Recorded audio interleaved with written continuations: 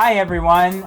We just came back from our trip to London, and Fynn and I want to share our experience. We want to do a countdown of our top 3 things.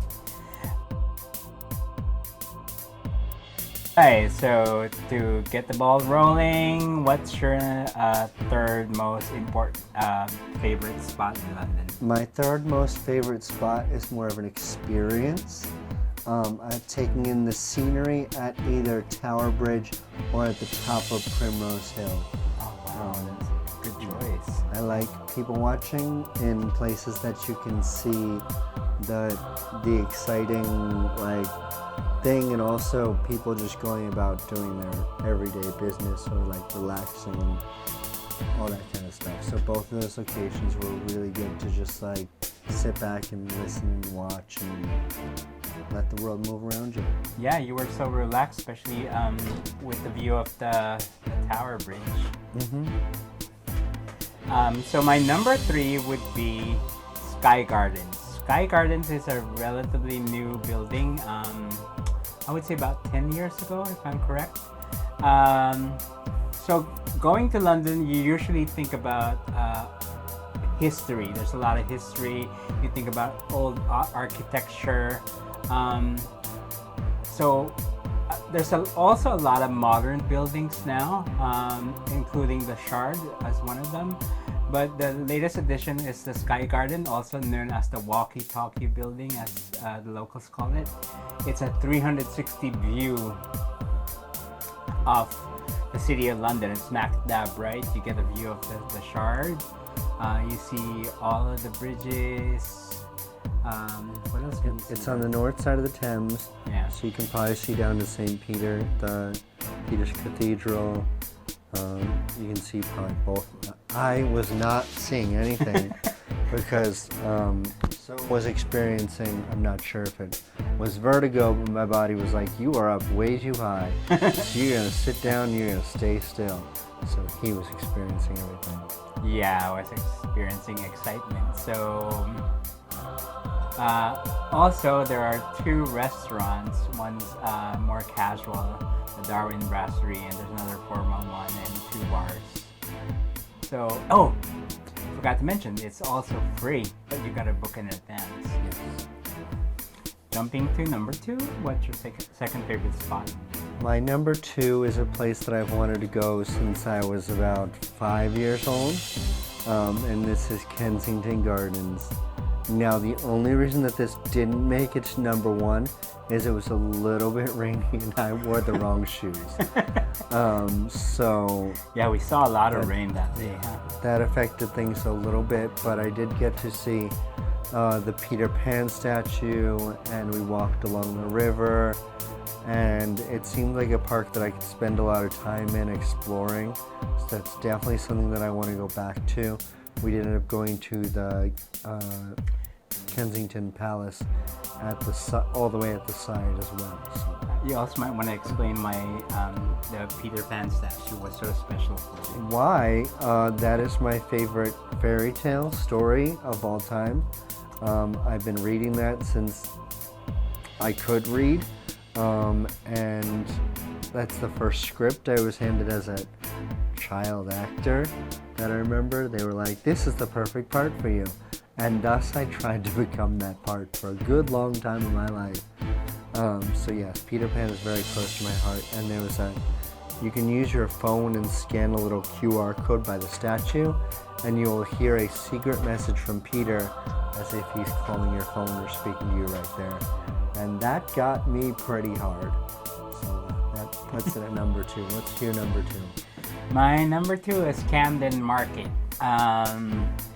So we took a boat through is that Little Venice, right? Yes. And then at the end of it is Camden Market. Once you get off, you see Camden Lock and the food court would that be? It's a food market. Yeah. So it's really a bunch of markets, a bunch of retailers, but the atmosphere is so awesome. I don't know. There's something about it that's full of energy.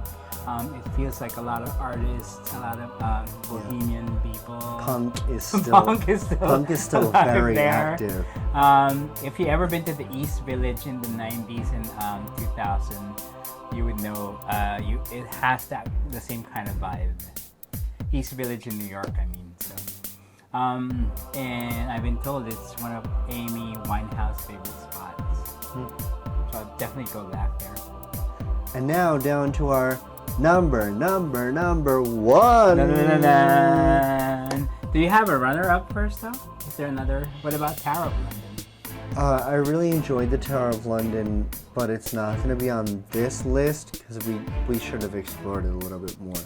We were there such a short time at all these places that we didn't get to see everything. We didn't get to hear everything. Most of it. We saw We did. We saw the Crown Jewels. We saw Jewels, where Anne Boleyn and 5 other very historical figures were beheaded.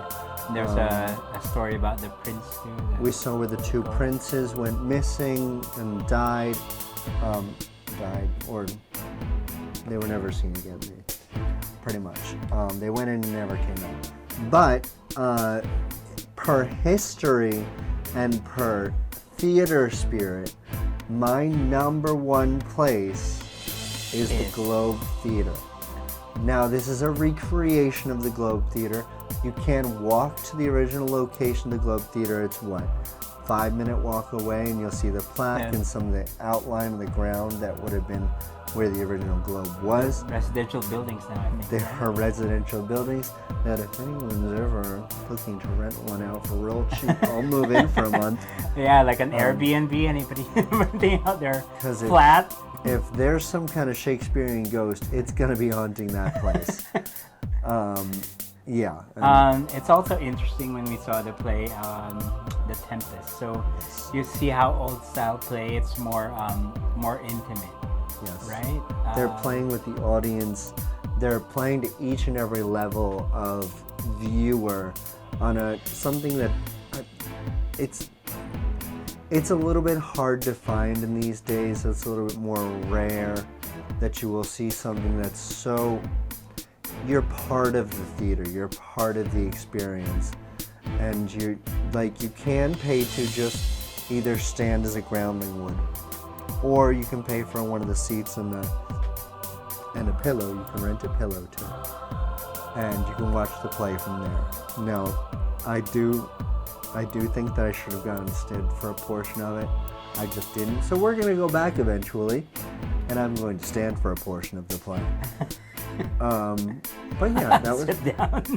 it's fine to do it either way, but there's those 2 levels because every Shakespeare play, there's a moment where they're speaking as if the audience is part of the show, and usually it's towards the groundlings, where they'll walk through the groundlings, or they'll hold someone's hands on the edge of the stage, or a plane is flying over there and go, oh, what is that thing? Like they'll interact with the world that is actually going on in a way that Shakespearean theater is so miraculous at, and developing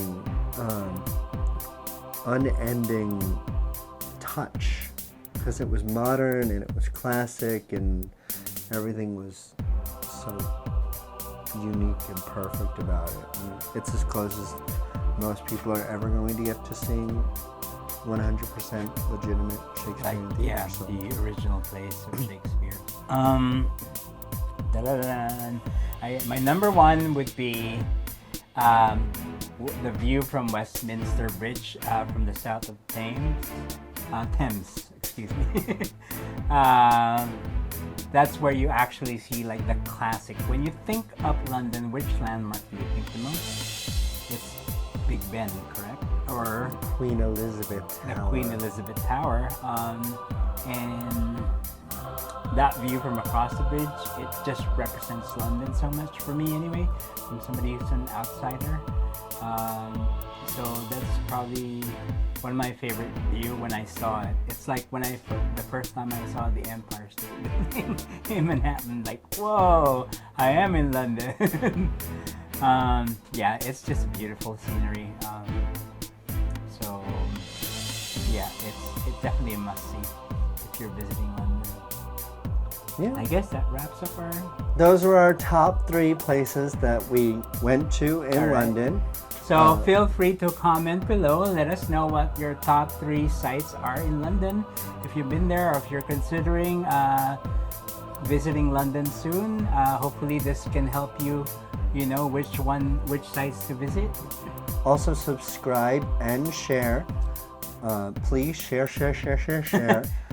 And comment if you want to see us do a video on something else. We've got a few more London videos coming out. And yeah, that's it. Our top 3. Until then. See you later. See you later, Gator.